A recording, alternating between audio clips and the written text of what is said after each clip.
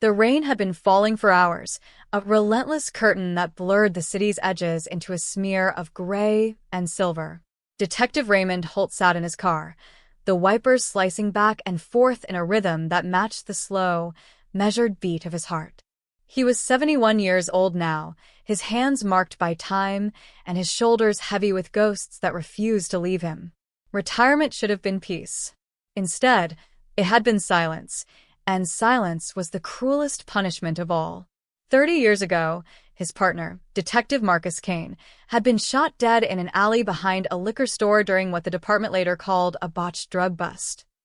They said the case had been closed. They said the shooter had died in a gang crossfire 2 weeks later. Case closed. File buried. But Holt had never believed it.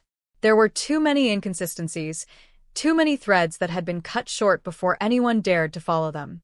And in the quiet of his empty home, with his wife gone and his days reduced to black coffee and long walks, the memories began to resurface, uninvited and merciless. It started with a letter. No return address, no name, just a single sheet of paper that read, "You were right about Marcus.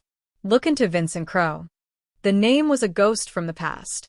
Crow had been a mid-level informant in the old narcotics unit, a man who'd vanished shortly after Marcus's death. Back then, Holt had suspected Crow was feeding intel to both sides, but no one wanted to dig deeper. The brass had been desperate to wrap the case quickly, and Holt's protests had been dismissed as grief-fueled paranoia.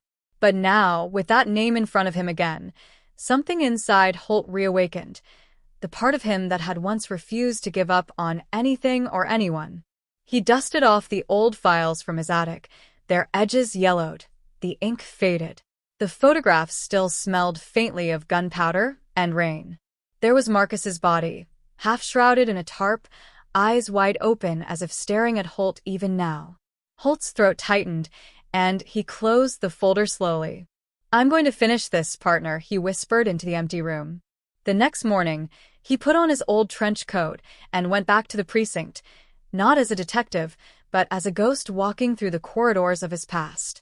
The younger officers barely recognized him, and those who did offered polite nods before turning away. Only Captain Marlowe, an old colleague, stopped him. "You look like hell, Ray. What are you doing here?" "Reopening a case," Holt said simply. "Marcus Kane." Marlowe's face hardened. "That case is 3 decades cold. Then I'll warm it up." It took weeks of digging. Old databases, archived interviews, forgotten addresses, but Holt's instincts hadn't dulled. He traced Crow's old associates, most long dead or locked up, until one name kept repeating, a retired city councilman named Gerald Miles. Back then, Miles had been a rising political figure, heavily involved in real estate deals tied to narcotics money. Marcus had been investigating those same deals when he was killed. When Holt found Miles, the man was living in a mansion on the edge of the city, hidden behind tall gates and expensive security. Holt waited outside for 2 days, watching the routines, memorizing the guard shifts, the timing of lights. He wasn't a cop anymore, so there would be no warrant, no backup, just him and the truth. On the 3rd night, he slipped through an unguarded side entrance. Inside, the house smelled of cigars and money. He found Miles in his study, older but still sharp, sipping whiskey in front of a fireplace. "Detective Holt," Miles said, not looking surprised. "I wondered when you'd finally come. You knew I would." "I counted on it." Miles leaned back in his chair, his eyes gleaming in the firelight. "You want justice, I assume? For your friend." "I want the truth." "The truth," Miles said with a smirk, "is that your partner got too close. He found out about Crow, about how the department was feeding false intel to keep the real players clean. Marcus wanted to expose it, so the department gave him up. Crow pulled the trigger, but your bosses handed him the gun." Holt's stomach turned cold. He had always suspected rot, but hearing it out loud felt like being shot himself. "Why tell me now?" Holt asked quietly. Miles poured another glass of whiskey and raised it toward him. "Because I'm dying. Cancer. And I'm tired of carrying other men's sins." Holt's hand hovered near his coat pocket, where his old revolver rested, cold, familiar, heavy. "Where's Crow?" Miles smiled faintly. He's still alive. Changed his name. Lives up north. Runs a security firm. I can give you the address. He slid a piece of paper across the desk. Holt took it, turned, and walked out without another word. 2 days later, he stood outside a cabin deep in the woods of Vermont, the snow crunching under his boots. Through the frosted window, he saw Vincent Crow, gray-bearded now, but unmistakable. Holt knocked once, hard enough to make the man freeze mid-step. Crow opened the door slowly. His eyes widened when he saw the face of the man he'd left broken 30 years ago. Raymond Holt, Crow said. You should have stayed retired. So should you. For a moment, neither man moved.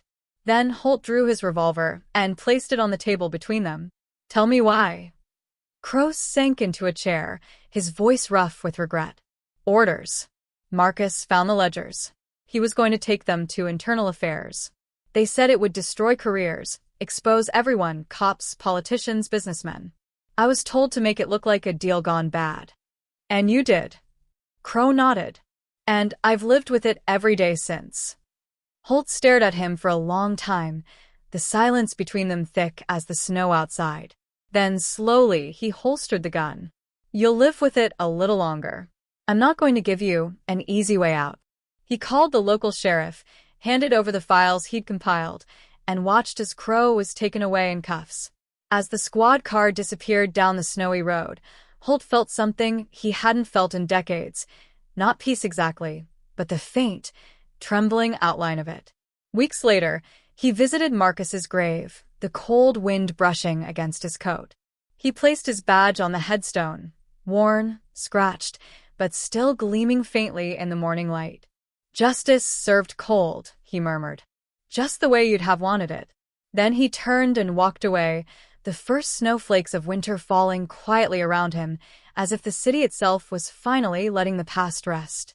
The years following the case had left Holt a shadow of himself, quiet, steady, unshakable on the outside, but eaten away by doubt and guilt on the inside.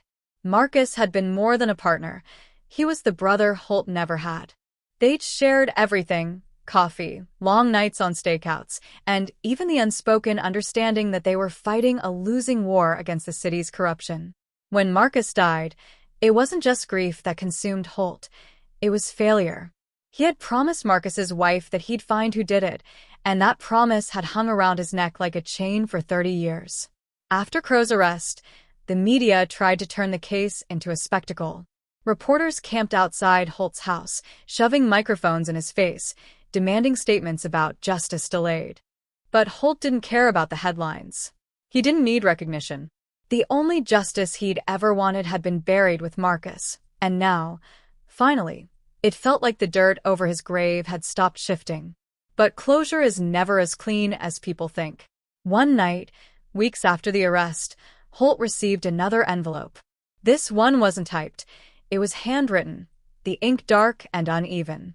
Inside was a photo, grainy but clear enough to see. Crow sitting comfortably in a high-security prison office, a guard beside him smiling. On the back of the photo were 3 words: "You missed one." The message didn't make sense at first. Crow was locked up. There was no one left to chase. Unless, of course, the real power behind the 30-year-old conspiracy hadn't been Crow or Miles. Holt stared at the photograph for hours, every detail gnawing at him. The guard's uniform, the faint insignia on the shoulder, the expensive watch on Crow's wrist. Something was wrong. The next day, he drove 3 hours to the prison, his mind churning with unease. The warden was polite, but dismissive. "Crow's been cooperative," he said. "No trouble. Model inmate." "Model inmate doesn't get visitors every week," Holt said, his voice low. "Who's coming to see him?" The warden frowned. "Private attorney. Some corporate name. I can't disclose it." But Holt had been a detective too long to be brushed off. He waited until nightfall, slipped into the back offices, and pulled the visitor logs. The name jumped out at him immediately: Eleanor Miles. Gerald Miles's daughter. Suddenly, it made sense. The Miles family hadn't just been tied to corruption, they had built an empire from it. And if the old man had confessed, his daughter was now tying off the loose ends. Crow wasn't just a prisoner, he was a liability. And she was ensuring his silence. Holt's blood went cold. He'd been used again. He drove back to the city through the night, his hands gripping the steering wheel until his knuckles whitened. The rain had started again, just like the night Marcus died. Some part of him knew this was the last chase he'd ever run. He wasn't doing it for the department, for the law, or even for himself. He was doing it because he could feel Marcus's voice somewhere in the back of his mind whispering, "Don't stop now, Ray. Finish it." He found Eleanor Miles at her father's old estate. She was younger than he expected, mid-40s, elegant, composed, her face an uncanny mirror of her father's arrogance. When she opened the door and saw him, her smile didn't falter. "Detective Holt," she said smoothly. "I was wondering when you'd come knocking." "You've been visiting Crow," Holt said, stepping into the light of the hallway. "What's your play?" She tilted her head slightly. "My play?" "My father confessed to things he didn't need to. He was senile, sick, confused. I'm just cleaning up the mess he left behind." "Cleaning up or silencing?" Her eyes flashed for the first time. "You think this is about your partner?" she said quietly. "You think one man's death matters after all these years?" "My father built a legacy, Detective. Crow knew things that could destroy that. I'm not going to let one stubborn old cop ruin everything he created." Holt took a step closer, his voice steady. "Your father's legacy was built on blood. You can't clean that kind of stain. It just spreads." For a moment, neither of them moved. Then Holt pulled out a small recorder from his pocket, its red light blinking faintly. "You just gave me what I needed," he said. Her expression froze. "You'll never get out of here with that." "Maybe not," Holt said. "But it's already transmitted."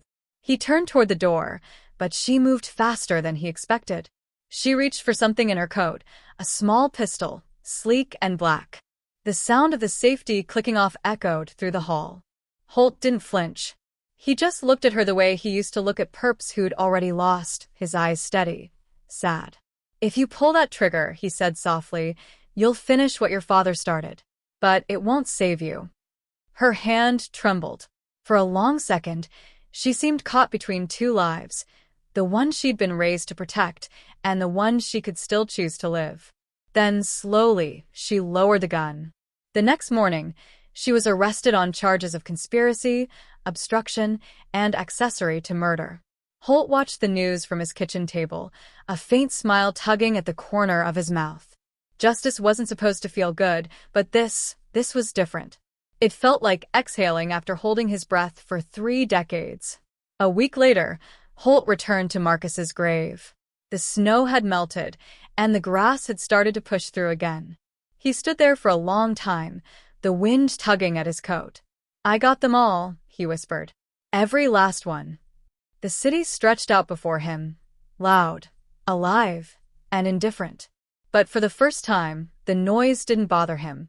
He felt something like peace, something Marcus would have recognized. Holt turned to leave, the sun cutting through the gray clouds above him, and for just a moment, he imagined Marcus walking beside him again, young, grinning, alive. "Justice served cold," Holt said quietly, a smile flickering on his lips. "And served right." Then he walked away, leaving behind the weight of the past, finally unburdened, finally free.